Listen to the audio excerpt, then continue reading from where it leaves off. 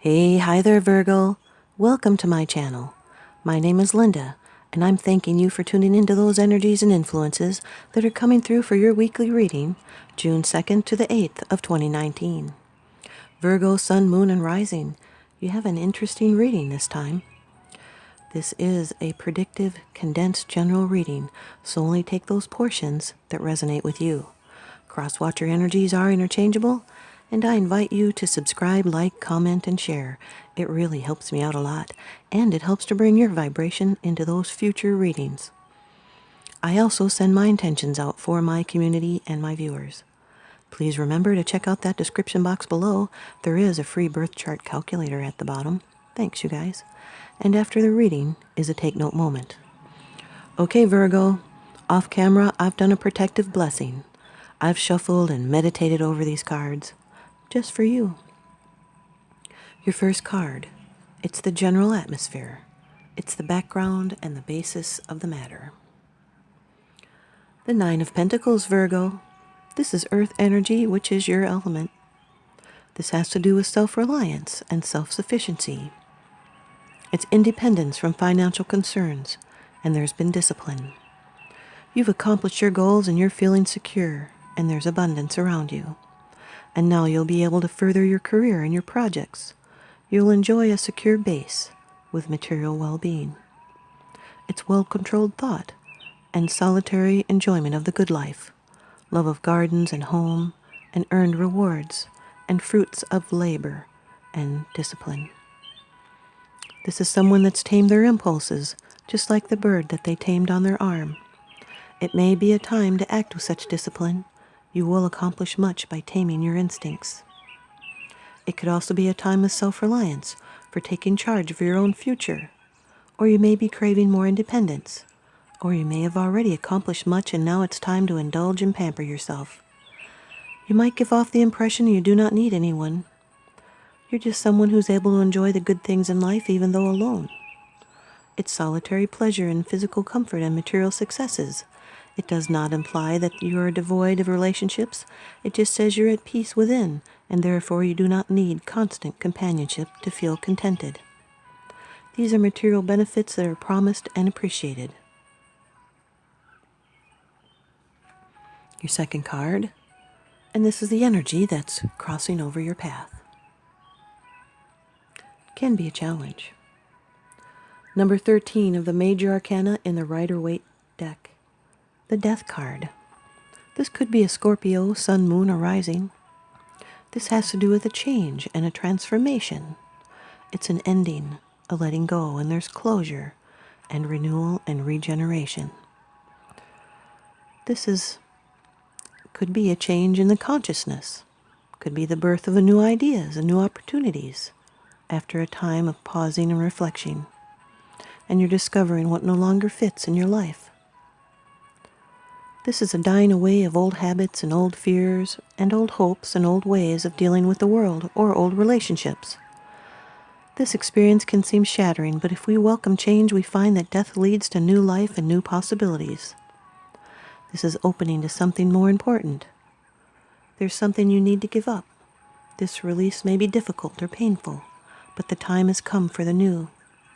This can be letting go of someone. It can be letting go of an old habit. But the time has come for new life. First, the old ways must be destroyed to make way for the new that's coming into being. This new ending must be faced because you're about to enter a new dimension in your life. Resisting can cause pain, so let go and let the universe.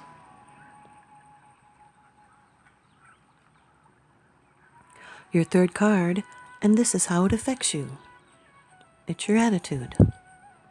Number 15 of the major arcana in the Rider-Waite deck, the Hierophant, the Devil. This can be a Capricorn, Sun, Moon, or Rising.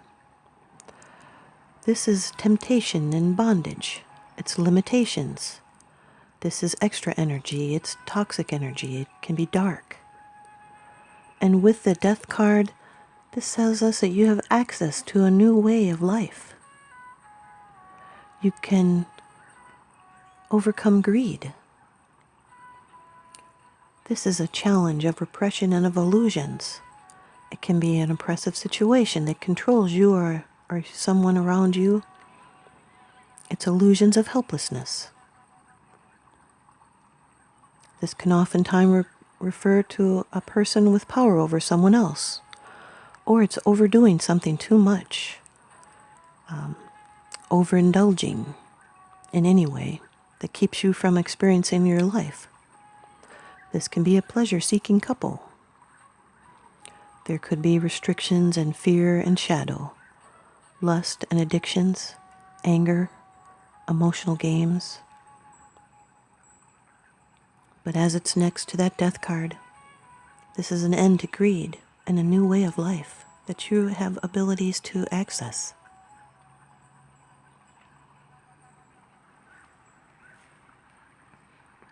Your fourth card, it's the position of the future.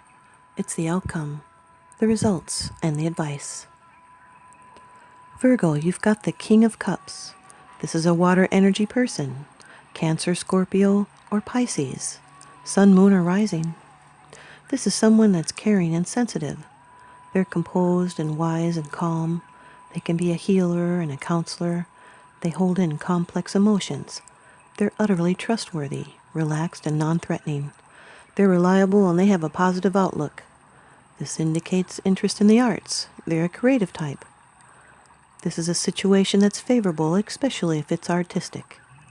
And this is someone that comes through when you need them. The fish is a symbol of creative imagination. And this is a person that's a master of emotion, and they can change their moods at will.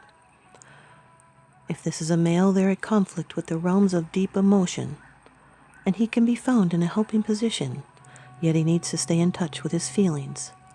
This is working through fears that bring us to that desirable state where we are wishlessly happy. This is a really good reading, Virgo. Your fifth card, it's the bottom of the deck card. The underlying issue. This is what's unseen. The Ten of Pentacles, Virgo. Earth energy. Has to do with legacy and ancestors and your home. This is a solid and secure family life. This can be marrying into money or getting an inheritance or a settlement. It's long term. This is increased stability and enjoying the fruits of labor. It's a monetary gain. It can also represent your house or your dwelling. This is security and material comfort. It's wealth and social standing and permanence. It's physical security and wisdom. This can be a successful financial venture or an inheritance or settlement that will provide for you and your family that's concerned in the situation. This can be a very special partnership. This is a card of traditions. It could be a holiday celebration with your family. And if you have a question as to how things should have been done, look back to the way your elders would have solved a problem. This card symbolizes financial stability and firm foundations for home and family life. It can also indicate a property being acquired for the founding of new generations, or traditions being passed down in the family with a feeling of continuity and security. This is an envisioned goal that's been reached, and there's had to been discipline. Here's your advice from the Oracle deck, The Sacred Traveler by Denise Linn. Virgo, you've got begin now. Take your first step. Every journey starts with the first step. There is no moment better than the present one to begin. You might not feel ready, but nevertheless, it's time to start. A new cycle is beginning. Wipe the slate clean and get going. Release familiar routines, stagnant situations, or challenging relationships that no longer support or empower you. You are at the end of an important cycle and the beginning of a new one, an exciting one. Set your sails for a new horizon.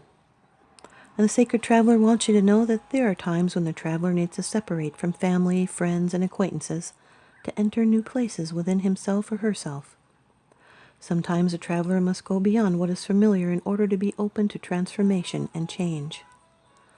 This journey brings a heightened sense of awareness and ignites mindfulness.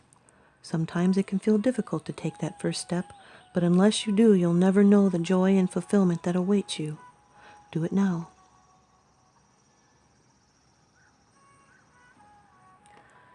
Here's your animal messages by Susie Green. And Virgo, you've got orangutan, working to live joyously, not living to work. Orangutan, utterly content in his lush rainforests, sees no pressing need to swing on agile limbs from his soft arboreal bed at dawn. He rises when refreshed, stretching great arms before breakfasting unhurriedly on ripe fruits, and only then carrying on with the business of his day. For orangutan understands the true value of time and counsels that you use it wisely. Are you working to live or merely to work? Adjust your priorities, lest time slips silently away, taking pleasures with it. Here's your take note moment. Plato said, "Know thyself." These are very important words. You must know yourself. What are you thinking? What are you feeling? And what are you doing and saying? Pay attention so you can bring yourself into alignment and harmony with the law of the universe. Thanks, you guys, Virgo. I hope you stay tuned in and leave me a comment or a thumbs up. And please subscribe.